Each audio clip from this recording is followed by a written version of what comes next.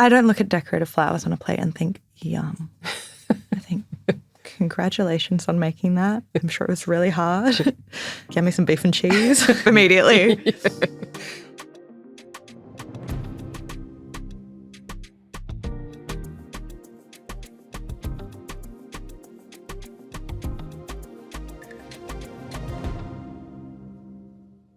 As someone who has worked in kitchens, I feel like it's really accurate. I feel like that's how chefs are. And then you clock off and they're kind. It's just the madness of the job. Do you think they've learned to be like that? I don't think there's like gentle parenting at culinary school, if I'm being completely honest. No, A, you are. And B, no, you're not. Well, A, yes, I am. And B, I joined a jazz fusion class, so in your face. A, I've heard you fucking play and you're fucking terrible. And C, it's a fucking restaurant. Why do I give a fuck that you play the keyboard? I'm a hard worker. How successful has The Bear been? I think it was perfectly calibrated to hit this pop culture sweet spot, which is very online millennials, most of who probably have writing jobs.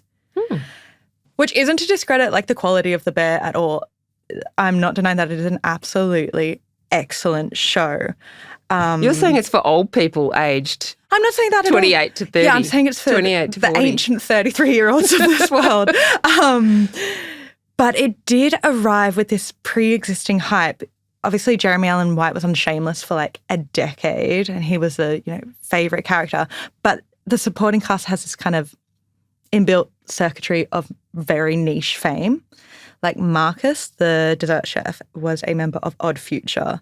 Yvonne Moss-Bachrach played a very small but very memorable and totally unbearable character in Girls. It seeded the kind of low-key cultural recognition that built momentum. Ah, so you're saying it's sort of like a boy band.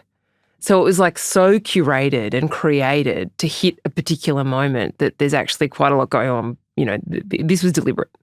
I think so. It's just a very cool show, and it's very rare that a television show sets out, I think, to be cool. This show, unlike any others, is so good at going into the lives of its peripheral characters, and you'll just have these amazing standalone episodes like the one in Sydney, season 3, that was directed by Ayo Edebiri, who plays Sydney, and was focused on the character of Lisa and how she struggled to find a job and then wound up at the Beef of Chicagoland. She's the working poor in America. Yeah. Desperate for a job, gets one at the Beef. Yes. And it saves her life, really. And then it's about how she then discovers that she can do more than just wash dishes or just be a line cook. Chop things up. I think the realism isn't just in the restaurants, but in the emotional plausibility of it all. Like, you believe these characters and you care about what they're going through because they're not so dissimilar to people you know and love in life.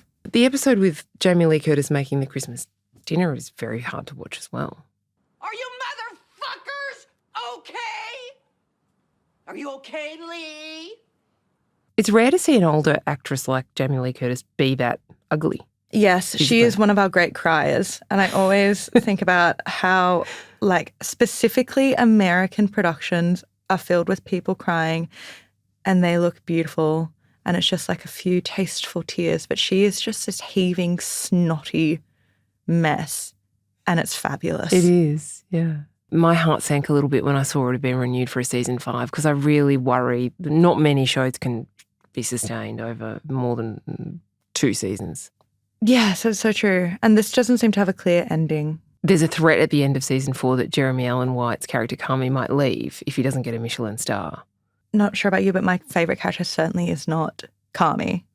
I'm much more interested in those he's surrounded by. So I think if it stops being about Kami's ambition, then it could be a more thrilling show. The new kind of show, actually, it's a real ensemble, isn't it? Maybe this is a show where actually the star, because he's the first among equals out of this ensemble, like he is the star. Maybe he can fade into the background and the rest of them can pick it up, I think so. I think that's what the show's been preparing for. Life without Kami. Life without Kami.